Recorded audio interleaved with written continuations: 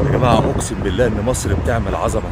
اللي بيحصل النهاردة هي فرحة كبيرة وتتويج لكل المصريين.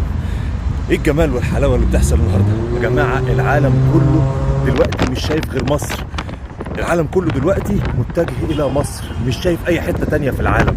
مصر يا جماعة من حقكم إنكم تفتخروا بجد والله. احنا تعبنا وصبرنا والحمد لله. اللي بيحصل النهارده هي فرحه وتتويج لمصر كلها، بنوريهم يعني ايه مصر، التاريخ والحضاره. احنا الاصل. تحيا مصر.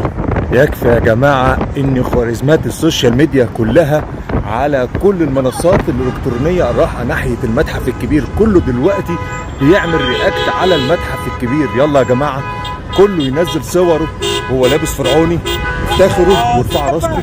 وكله دلوقتي يعمل لايك وشير وبسرعه للمتحف الكبير والصفحه الرئيسيه بتاعتهم، وشيروا وافرحوا واتبسطوا وافخروا بمصر. احنا مصر، التاريخ والحضاره.